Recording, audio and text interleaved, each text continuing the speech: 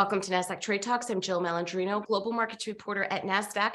Joining me for this segment, we have George Cipolloni, portfolio manager with Penn Mutual Asset Management, to discuss the items that are critical for investors to monitor this earnings cycle and the signals identifying a recession. George, it is great to have you with us. Welcome to Trade Talks. Thanks for having me, Jill. Happy holidays and Merry Christmas as well. Yes, thanks, and same to you. A few key inflation readings came in better than expected, fueling hopes for a Fed policy shift. But the Fed has been really clear with their strategy and has not indicated a shift in policy that's going to happen in the near term, at least. A few good data points, George, is not a trend make. Do you think this is appropriately priced into the market? Sure, Jill. So I think, thinking about inflation, it really is, it's a complicated measure because there are so many subcomponents. So to your point, we did get a few pretty positive readings recently, and I think you have to dig into it and look into the numbers. So if you do that, I think some of the things that have cooled off are really, really positive. Energy prices have cooled off, commodity prices have cooled off. Oil's gone from 120 all the way down to 75. If you think of the price of lumber, for example, which people were talking a lot about over the past year, that's down from 1,500 to under 400 now. So we are seeing some pressures come off. Global freight prices are down. And if you think about used car prices, they are down about 20%. So we are seeing some components there cool off, which is great and a relief for the market. But on the other side of it, we have wage growth that is persistently strong. And it's a pretty important component if you think about how much money people make. And again, it's a big component in terms of corporate earnings as well. So it's a tricky number. I think what's more important, if we keep an eye on the inflation rate swaps and the futures market, I think it's important to keep an eye on that in terms of direction. Maybe not the exact number, but direction. I think if we keep seeing that come down, that should be a positive. What signs have you identified that signals a recession's on the horizon for 2023? So the biggest one clearly, and everybody cites it, is the inverted yield curve. The yield curve is incredibly inverted. It's historically inverted. And it's at a point now where, yes, it is portending a future recession.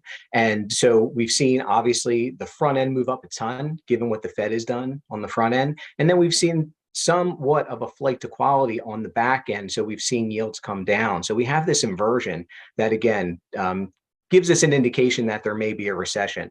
Outside of the yield curve, again, energy and commodity prices cooling off a little bit is potentially indicating that there may be some concern about global growth.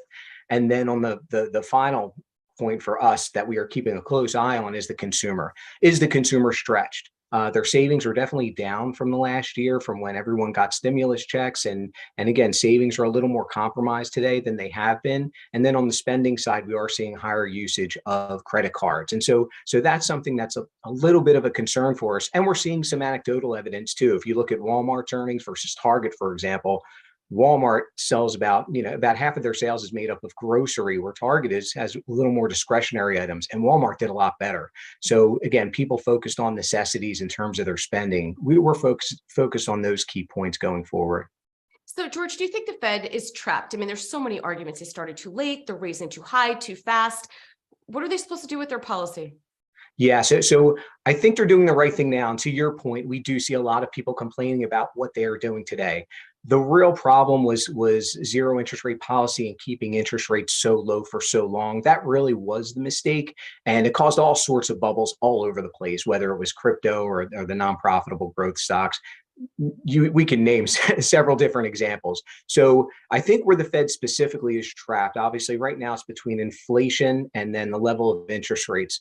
The problem that they face now is that, so everybody likes to cite the 1970s. Well, in the 1970s, the US government did not have as much debt as we have now. National debt has exploded. We're up to 30 trillion in debt. We're back in the 70s. We had 700 million, for example. And so as the Fed continues to increase rates, the interest costs go up, and then that becomes a burden for government spending, government budgets, a whole host of things. And so it really does become problematic given how much debt we have. So I think ultimately that really is where the trap is for the Fed. Let's switch gears and talk fundamentals for a moment here. What items are critical for investors to monitor this earnings cycle?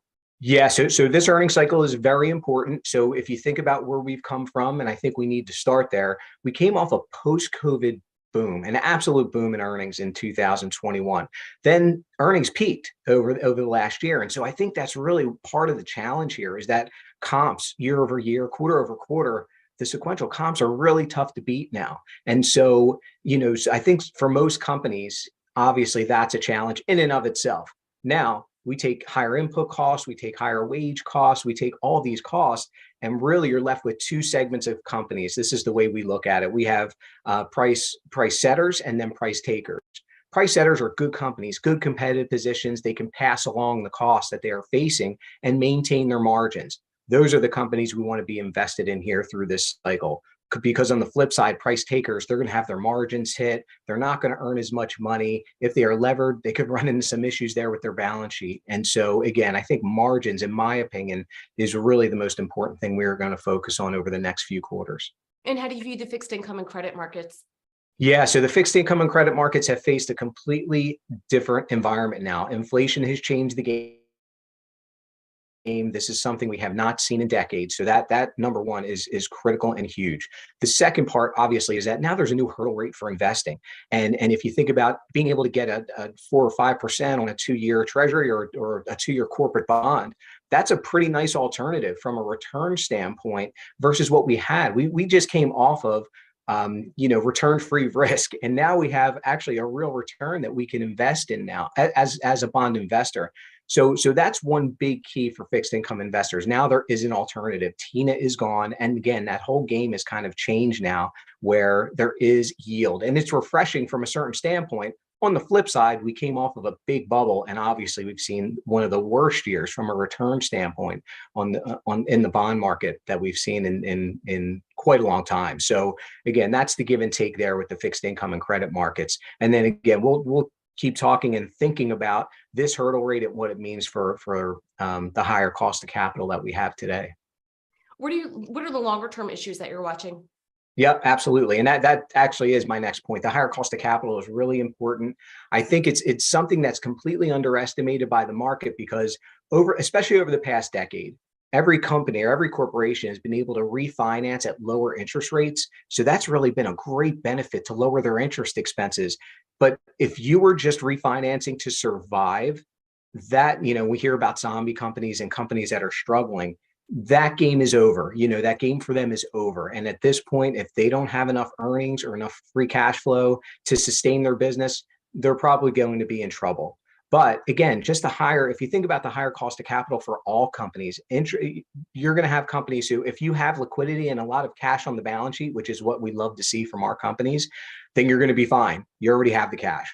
If you need cash, it's going to cost more. So you have to factor that into earnings as well. That's a pretty big takeaway that we have here. Yeah, I mean, there's so many challenges in this environment right now. But George, of course, you manage a fund. You have to put money to work somewhere. So how are you positioned in what is a challenging macro and corporate environment?